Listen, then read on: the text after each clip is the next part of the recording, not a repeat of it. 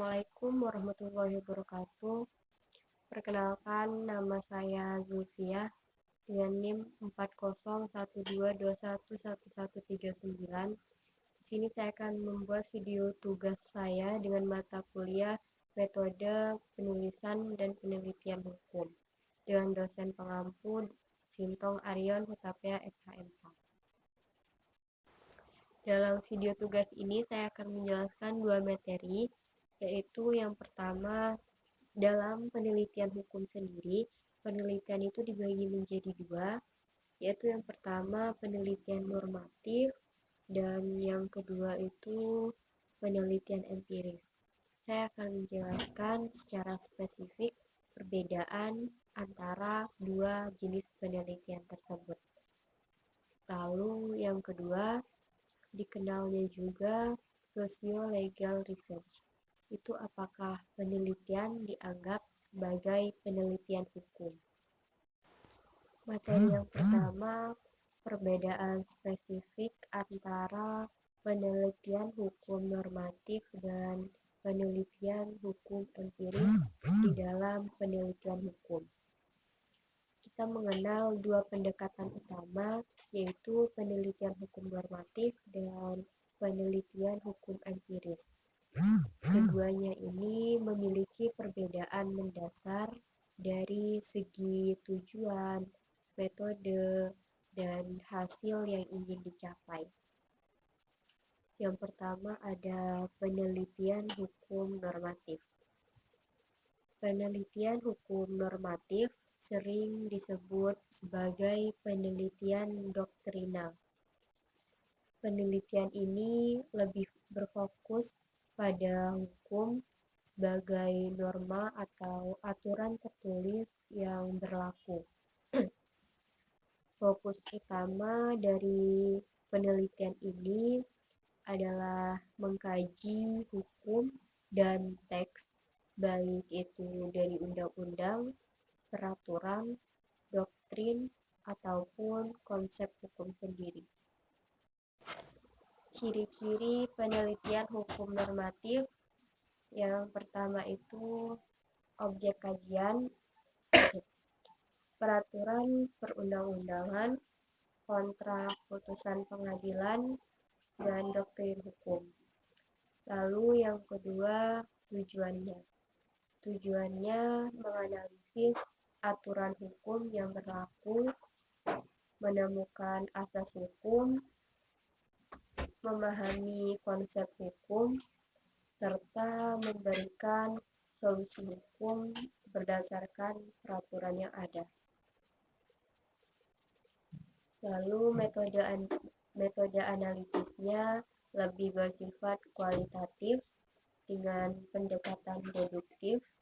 Penelitian berangkat dari norma umum ke norma khusus yang konkret. Sumber datanya itu bahan hukum primer, ada undang-undang, peraturan, traktat internasional. Bahan hukum sekunder itu ada buku dan jurnal hukum. Dan bahan hukum tersier, ada kamus hukum dan ensiklopedia. Lalu contoh penelitian hukum normatif. Yang pertama, kajian tentang pasal-pasal dalam KUHP terkait korupsi. Yang kedua, analisis perbandingan hukum pidana di Indonesia dan Belanda dalam hal tindak pidana korporasi. Lalu yang terakhir itu ada penafsiran hukum terhadap asas nebis idem dalam hukum pidana. Lalu yang kedua mengenai penelitian hukum empiris. Penelitian hukum empiris di sisi lain disebut juga sebagai penelitian non-doktrinal. Fokus penelitian ini adalah hukum sebagai perilaku sosial dalam masyarakat. Penelitian ini lebih menekankan pada bagaimana hukum bekerja di lapangan dan bagaimana hukum mempengaruhi atau dipengaruhi oleh masyarakat. Ciri-ciri dari penelitian hukum empiris. Yang pertama ada objek kajiannya, perilaku masyarakat terhadap hukum, praktik hukum di lapangan, dan dampak hukum terhadap kehidupan sosial. Yang kedua, tujuannya itu untuk mengetahui efektivitas hukum, kesenjangan antara hukum tertulis dan pelaksanaannya, serta mengungkap fenomena sosial hukum. Metode analisisnya itu bersifat kuantitatif maupun kualitatif dengan pendekatan induktif. Penelitian berangkat dari realitas empiris untuk menarik kesimpulan hukum. Lalu sumber datanya itu data premier dari hasil wawancara, observasi, dan survei, data sekunder dari dokumen hukum, laporan artikel, lalu dan data tersiernya itu dari referensi tambahan lainnya. Contoh dari penelitian hukum empiris, yang pertama, studi efektivitas hukum perlindungan anak di daerah pedesaan. Yang kedua, analisis perilaku masyarakat terhadap hukum lalu lintas. Lalu yang terakhir, pengaruh sanksi hukum terhadap pengurangan tindak pidana narkotika di kalangan remaja. Lalu yang kedua ada social legal research sebagai penelitian hukum selain dua pendekatan sebelumnya. Kita juga mengenal socio-legal research. Ini adalah jenis penelitian hukum yang menggabungkan aspek normatif dan empiris. Yang pertama, definisi socio-legal research. Socio-legal research adalah pendekatan yang mengkaji hukum bukan hanya sebagai aturan normatif, tetapi juga sebagai fenomena sosial. Penelitian ini berusaha memahami hukum dalam konteks sosialnya dengan mengeksplorasi hubungan antara hukum, masyarakat, dan institusi hukum. Pendekatan ini berangkat dari pemikiran bahwa hukum tidak dapat berdiri sendiri, melainkan selalu terpengaruh dan mempengaruhi masyarakat. Lalu, apakah socio-legal research ini dianggap sebagai penelitian hukum? Ya, tentu. Socio-legal research ini tetap dianggap sebagai penelitian hukum karena bertujuan untuk memahami hukum, meskipun dengan perspektif yang lebih luas. Alasannya itu mengapa socio-legal research termasuk penelitian hukum. Yang pertama, fokus utamanya tetap hukum, meskipun melibatkan ilmu sosial, sosiologi, antropologi, ekonomi, dan lain-lainnya. Inti kajian tetap bertujuan memahami hukum dan perannya di masyarakat. Yang kedua, menyempurnakan pemahaman hukum. Penelitian hukum normatif saja seringkali tidak cukup untuk menjelaskan efektivitas hukum di lapangan.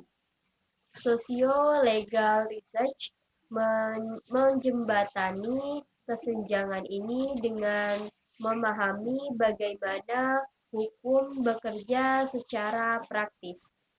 Yang ketiga, menghasilkan solusi yang lebih komprehensif. Pendekatan ini bisa memberikan saran hukum yang lebih realistis karena berbasis pada pemahaman konteks sosial. Socio-legal research atau studi sosial dapat dianggap sebagai salah satu jenis penelitian hukum empiris. Penjelasannya, karena socio-legal research adalah pendekatan interdisipliner yang menggabungkan ilmu hukum dengan ilmu sosial seperti sosiologi, antropologi, dan ilmu politik. Penelitian hukum empiris ini menggunakan metode ilmiah seperti observasi, wawancara, survei, studi kasus, atau statistik. Penelitian hukum dilakukan untuk mencari pemecahan atas isu hukum yang timbul. Penelitian hukum normatif dikonsepkan sebagai apa yang tertulis di dalam peraturan perundang-undangan. Penelitian hukum empiris dan penelitian hukum normatif merupakan dua jenis penelitian hukum yang umum digunakan. Kajian sosial legal dapat diperlukan untuk dapat meningkatkan kinerja sistem-sistem hukum. Kajian ini juga berkontribusi kepada ilmu sosial. Di Amerika, pendekatan serupa dikenal dengan istilah law and society, sementara di Indonesia, khususnya di Fakultas Hukum Universitas Indonesia, digunakan istilah hukum dan masyarakat. Social legal research dikenal juga sebagai bagian dari penelitian hukum, tetapi dengan pendekatan yang lebih luas. Penelitian ini menggabungkan antara metode hukum normatif dengan metode hukum empiris atau pendekatan sosial untuk memahami bagaimana hukum bekerja dan dalam praktik dan bagaimana hukum itu mempengaruhi serta dipengaruhi oleh masyarakat. Dalam konteks akademik, social legal research termasuk dalam penelitian hukum empiris atau penelitian hukum non-doktrinal. Ini berbeda dengan penelitian hukum normatif yang lebih fokus pada analisis peraturan perundang-undangan, doktrin, dan konsep hukum secara konseptual dan logis. Jadi, meskipun pendekatannya lebih multidisipliner, social legal research tetap diakui sebagai bagian dari penelitian hukum karena bertujuan menganalisis hukum dalam konteks sosial. Ini sangat relevan dalam memahami efektivitas hukum, kepatuhan hukum, serta dampak hukum terhadap masyarakat. Social legal research mempunyai beberapa ciri utama. Yang pertama, interdisipliner, menggabungkan hukum ilmu sosial lain seperti sosiologi, antropologi, politik, ekonomi, hingga psikologi, berorientasi pada kenyataan empiris, melibatkan pengumpulan data dari dunia nyata, baik melalui wawancara, survei, observasi, maupun data statistik. Yang kedua, kritis dan kontekstual, menelaah hukum dalam konteks sosial, ekonomi, dan politik. Peneliti tidak hanya menilai hukum dari teks normatif, tetapi juga mempertanyakan apakah hukum tersebut adil, efektif, atau malah diskriminatif. Yang ketiga, analisis dari dua arah, menelaah bagaimana hukum mempengaruhi masyarakat dan sebaliknya, bagaimana dinamika sosial membentuk hukum itu sendiri.